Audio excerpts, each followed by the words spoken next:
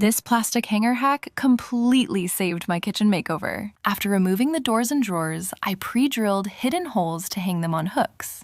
This let me create an assembly line in my closet, so I never had to stop and wait for paint to dry. I started with a water-based primer, then applied 2 coats of Evergreen Tide by Sherwin-Williams.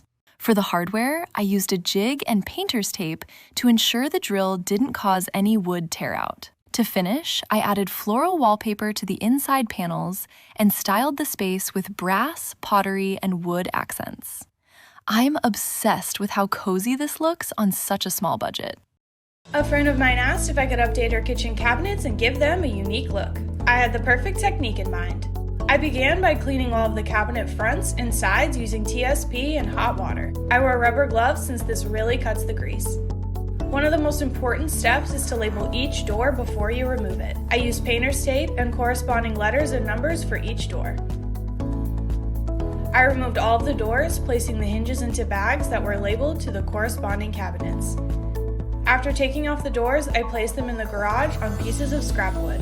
This would allow the air to circulate underneath the doors as they dried. Under the wood, I also placed drop cloths to protect the floor. I filled in the knot holes using wood filler because I was adding new hardware to the drawer fronts. Once the wood filler was dry, I sanded it smooth. By using a quality primer, I didn't have to sand the entire cabinet before I painted. I used a 1/3" nap roller to apply the primer and a brush to prime in any grooves. I began priming the backs of the doors, allowing them to dry for 12 hours, and then primed the fronts. As the door fronts were drying, it was time to prime the cabinets. I began taping off along the walls and the drawers using painter's tape. I applied the primer using the same 1/3" nap roller and brush. The priming took a total of 2 days to finish the doors and the cabinets due to drying time. Once the primer was dry, it was time to paint.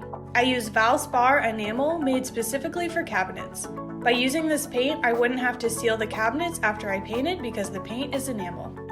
I used the 1/3" nap roller and brush to apply the paint to the doors and the cabinets. Following the manufacturer's directions, I allowed the paint to dry for 48 hours, then I applied a second coat.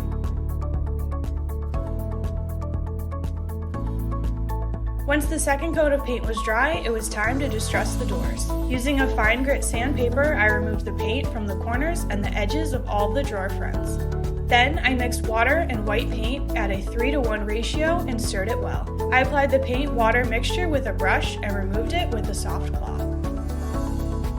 To add the new cabinet hardware, I used a tool made by Craig Jig to find the center of the drawer and drill for the new pulls, which I attached to the drawer front. To reattach the drawer fronts, I simply re-screwed them into the drawer. I had sprayed the hinges of the doors to match the new knobs, which I reattached to the doors, and then rehung the doors to the correct cabinet. While the oak was nice, it was outdated. Now the kitchen is much brighter and looks brand new. With the new knobs and drawer pulls and the distressing technique, the homeowner can't wait to show her updated kitchen to family and friends. I hope this inspires you to update your kitchen today.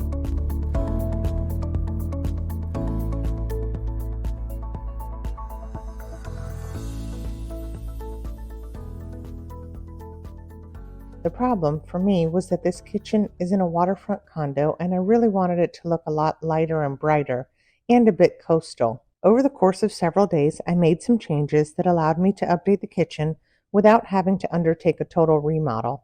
I cleaned the cabinets thoroughly. After that, I removed the cabinet pulls and then took the doors off of the hinges. This allowed me to paint the cabinets and the cabinet boxes. I painted them white, and the process was very quick and easy. Once I applied a few coats and allowed that to dry, I put the cabinets back in place, and the kitchen was looking brighter already. I wanted to personalize the pulls a bit, and I did so using some jute string. They felt nice, and I liked the natural and casual look of the pulls. It was a fun little afternoon project. After that, it was time for me to work on the dark granite countertops. It was nerve-wracking to think I was covering up a natural stone, but I really wanted to pursue the look I wanted. This project started with cleaning, lightly sanding, and then re-cleaning the counters. Next, I applied white paint from a marbling kit to the countertops. The first coat was sparse, then I let that dry. I applied a second coat, which covered a bit more, and since my counters were very dark and needed even more coverage, I applied a third coat as well. I have natural marble countertops in my home, and I use the look of those as inspiration for the counters in this condo. The veins aren't very sharp or distinct. There's more of a movement of grays through the stone. So I painted on the lines using the gray paint that came in the kit. Then I softened those lines. After I got those looking the way I wanted them to, I added the epoxy on top. I think it went really well and looked great. You can view more details on the process of faux marbling countertops by following me here on Home Talk, because I'll be releasing a more detailed tutorial on that showing all of the steps one by one. I replaced the black stove and microwave, but when it came to the dishwasher, I wanted to try something different. I purchased a silver peel and stick online. I wrapped the black dishwasher. It took about 5 minutes and transformed the look of the dishwasher and made the kitchen more cohesive. My dark wood and black kitchen was now transformed into a white and silver one. I love the way it looks, and I've decided I'm also going to update the backsplash with shiplap to continue with the white and coastal vibe. Stay tuned to see that project. I love the way this kitchen has changed. I hope this inspired you to create the kitchen that you've always wanted. When I saw this condo kitchen, I thought it might be beyond saving, but since the cabinets were a custom size, I thought I'd try to clean them before giving up on them completely, and I was surprised at the difference. Just wait until you see this transformation. I started by cleaning everything thoroughly with soapy water. Then I removed the cabinet doors at the hinges. I was surprised to see even more items left behind in the cabinet. I washed the cabinet doors several times, removed the hinges from the doors themselves, then went over them with a soft lint-free cloth and a deglosser. You could see the difference right away. The cabinets didn't look damaged, and so I thought I'd go ahead and paint them. I used a color by Sherwin-Williams called Chat Room. I applied the paint using a paint sprayer that I had received in a prior project. When it came time to painting the cabinet boxes, I first taped off the area using this painter's tape with an attached plastic tarp. It was easy to cover up everything that I didn't want painted, and then I was able to spray paint it in no time at all. I applied 2 different coats of the paint, each one very lightly. This way I didn't have any streaks or drip marks anywhere. I let everything dry overnight, and then the next day I did the other side of the doors first thing in the morning when I arrived. I had cabinet doors literally everywhere. I put them on the ironing board, on cans to get them off the floor. I made sure to put butcher paper down so that I wouldn't have any dust everywhere. Once those were dry, I added brand new hinges onto the doors and attached those onto the cabinet boxes again. Then I needed to go ahead and add new handles to make it look more modern. When I attach my pulls, I start by using a template to mark the location of the bottom part of the handle. I then flip it over and use that same spot on the template to mark the other door. I take the screw and attach the bottom part of the pull. I liked these big handles. They're about 10 inches, so they're larger than most people would use, but I like the way they look. What we did splurge on was spending money on granite countertops.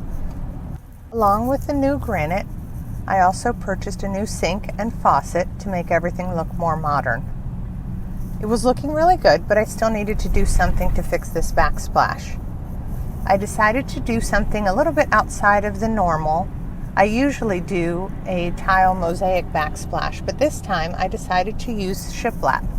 I painted it first to make it a little bit of a gray color to go well with the countertops.